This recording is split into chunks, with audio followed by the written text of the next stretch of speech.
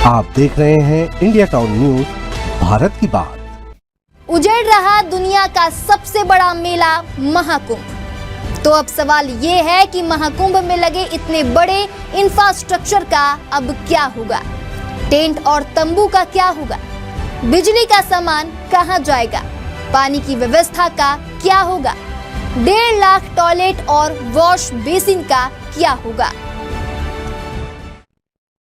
नमस्कार, स्वागत है आपका इंडिया टाउन न्यूज में। मैं हूं आपके साथ संजना कुशवाहा। प्रयागराज में लगा महाकुंभ का मेला अब उजड़ने लगा है।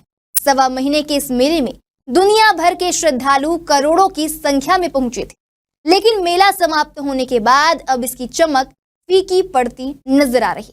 जो रास्ते कल तक श्रद्धालुओं से खचाखच भरे नजर आ रहे थे, वो अब सामान्य और सूनी नजर आ रही हैं। विश्व का सबसे बड़ा धार्मिक मेला महाकुंभ 13 जनवरी से शुरू होकर 26 फरवरी को समाप्त हो गया। 45 दिन के महाकुंभ में 66 करोड़ 30 लाख श्रद्धालुओं ने स्नान किया। महाकुंभ में श्रद्धालुओं का रेला था, तंबुओं की कतार थी, संतों का जमावड़ा था और धर्म की बात थी, जो अब गायब सा हो गया है। लेकिन सवाल ये है कि महाकुंभ में लगे इतने बड़े इंफ्रास्ट्रक्चर का अब क्या होगा? टेंट और तंबू का क्या होगा? बिजली का सामान कहां जाएगा? पानी की व्यवस्था का क्या होगा? टॉयलेट और वॉश बेसिन का क्या होगा? देखिए हमारी खास रिपोर्ट सिर्फ हमारे साथ।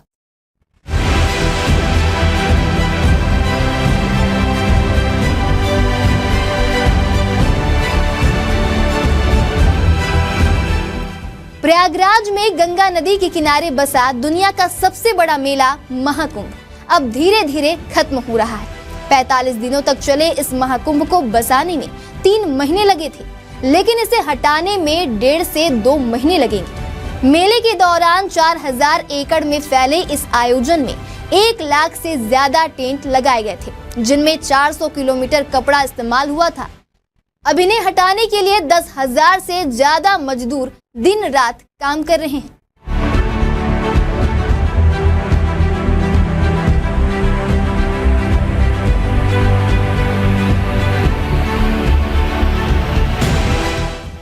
टेंट और तंबू का क्या होगा? टेंट तंबू हटाने में 1.5 महीना लगेगा। सबसे पहले इन्हें 4 अस्थायी स्टोर्स में रखा जाएगा। बाद में इन्हें बड़े ट्रकों में लादकर 4 स्थायी गोदामों में भेज दिया जाएगा। इन टेंटों को साफ करके, सुखाकर और सिलाई करके फिर से इस्तेमाल लायक बनाया जाएगा और 2027 में नासिक कुंभ के लिए ये टेंट वहां भेजे जाएंगे। बिजली का सामान कहां जाएगा? महाकुंभ को रोशन करने के लिए पावर कॉरपोरेशन ने बड़ी संख्या में इलेक्ट्रिकल सामान लगाया था, जिनमें 54,000 बिजली के खंभे, 450 transformer, 70,000 LED lights, 2016 solar hybrid lights, 1585 kilometre बिजली लाइन। अब मेला खत्म होने के बाद 25% बिजली का सामान प्रयागराज में ही रहेगा, ताकि माघ मेले में इसका इस्तेमाल किया जा सके। बाकी 75% सामान यूपी के अलग अलग जिलों में भेज दिया जाएगा। LED लाइट्स नगर विकास विभाग को वापस कर दिए जाएंगे, जिससे यूपी के कई नगर निगमों में रोशनी बढ़ाई जा सके। पानी की व्यवस्था का क्या होगा? महाकुंभ के दौरान यूपी जल निगम ने बड़ी संख्या में ट्यूबवेल, टैंकर और वाटर ATM लगाए थे, जिनमें 85 ट्यूबवेल, 160 पानी के tanker, 211 water ATM, 1800 kilometre pipeline थी। बता दें, नए बने 85 ट्यूबवेल बंद नहीं किए जाएंगे, कैंप लगाकर सील कर दिए जाएंगे ताकि अगले आयोजनों में इस्तेमाल हो सके। 160 टैंकरों में से 100 नए खरीदे गए थे, जो जरूरत के हिसाब से यूपी के अलग अलग नगर निगमों में भेजे जाएंगे। बाकी टैंकर और वाटर ATM अन्य शहरों में पेयजल व्यवस्था सुधारने के लिए भेजे जाएंगे। टॉयलेट और वॉश बेसिन का क्या होगा? आपको बता दें, महाकुंभ में 1.5 लाख टॉयलेट और 3,000 मोबाइल टॉयलेट लगाए गए थे। 70% टॉयलेट शीट उखाड़ते समय टूट जाती है, तो वहीं सही सलामत टॉयलेट शीट और वॉश बेसिन को साफ करके अगले आयोजनों के लिए स्टोर कर लिया जाएगा। पीपा पुलों का क्या होगा? महाकुंभ में गंगा नदी पर 30 पीपा पुल यानी कि फ्लोटिंग ब्रिज बनाए गए थे। इसके लिए 2213 प्लांटून यानी कि लोहे की बड़े बड़े पीपे इस्तेमाल किए गए। पहले ये पीपे परेड ग्राउंड में रखे जाते थे, लेकिन इस बार इन्हें सराय इनायत के पास कनिहार में स्टोर किया जाएगा। बारिश के बाद जब यूपी के कई इलाकों में बाढ़ आ जाएगी, तब इन पीपों का अस्थायी पुल बनाने के लिए इस्तेमाल किया जाएगा।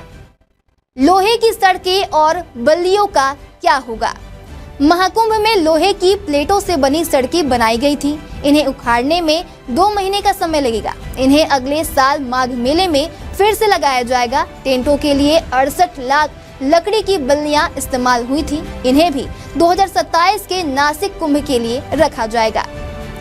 वीआईपी टेंट और फर्नीचर का क्या होगा? वीआईपी और साधु संतों के टेंट में टीवी, गीजर, सोफे और अन्य लग्जरी सामान लगाया गया था। ये सभी सामान ठेकेदार वापस ले गए हैं, क्योंकि यह रेंट पर दिया गया था।